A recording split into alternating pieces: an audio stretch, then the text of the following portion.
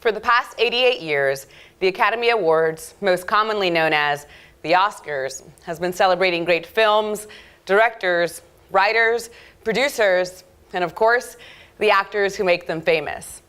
These past 2 years have stood out in recent history because while every year 20 male and female actors are nominated for Best Lead and Supporting Actor roles, none of them have been black. In fact, they're all white.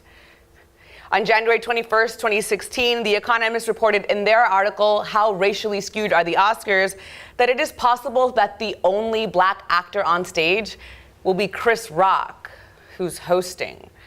These past couple years are far from the first whitewashing in Oscars history. In his January 2016 article for Variety, awards editor Tim Gray notes that no actors from ethnic minorities were nominated in 1995 or 1997, or in an extraordinary streak from 1975 to 1980. So today, I'd like to speak to you first about the problem with the Oscars being so white. Then, I'd like to explore some causes of this uneven representation. And lastly, look at some possible solutions. So let's get started by looking at the problem. One common myth may be that Hollywood movies underrepresent black actors. In their analysis of US Census data, Screen Actors Guild members, and Oscar nominees, The Economist shows us that our films do closely match what our US population looks like. Their study shows that Oscar nominations have not dramatically underrepresented black actors. Instead, they've overrepresented white ones. African Americans make up 12% of the US population, and 10% of the Oscar nominees since the year 2000 have gone to black actors. But just 3% of nominations have gone to their Hispanic peers, who make up 16% of the US population, and only 1% to those with Asian backgrounds. So maybe it's not a white problem. Maybe it's a diversity problem. In the words of Viola Davis in her 2015 Emmy Award speech, the only thing that separates women of color from anyone else is opportunity. You cannot win an Emmy for roles that are simply not there. The problem is that audiences are limited in the stories that they get. When there's an overrepresentation of one race, the stories of African Americans and other people of color are omitted. So if it's not the actors themselves, then who? So if it's not the actors themselves, then who? For this, I point to the people behind the camera, the director, the writer, the producers of these films. There's a lack of representation of people of color behind the camera at television, film, and award shows.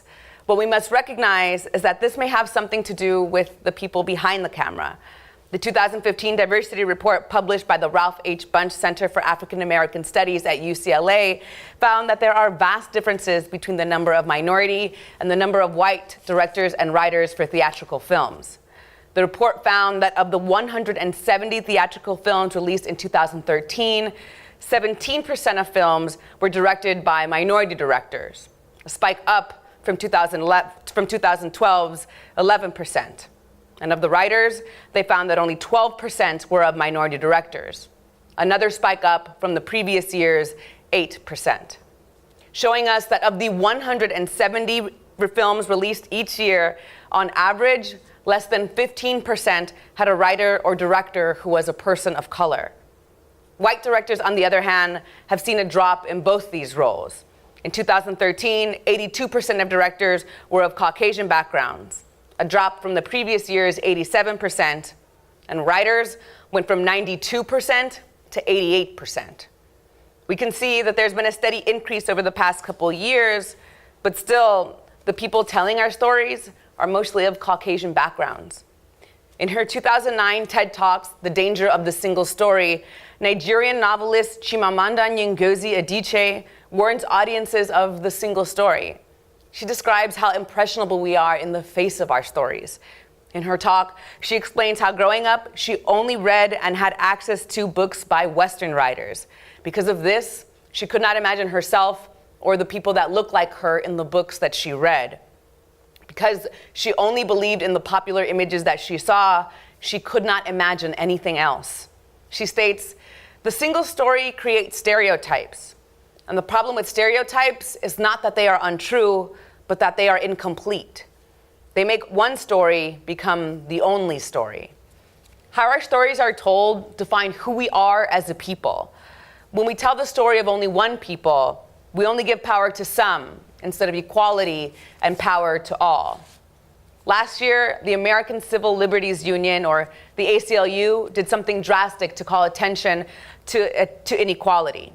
On May 12, 2015, the New York Times reported that the ACLU sent letters to the Department of Fair Employment and Housing, the U.S. Equal Opportunity Commission, and the Office of Federal Compliance Programs, calling for an investigation into the gender-biased hiring practices of Hollywood agencies.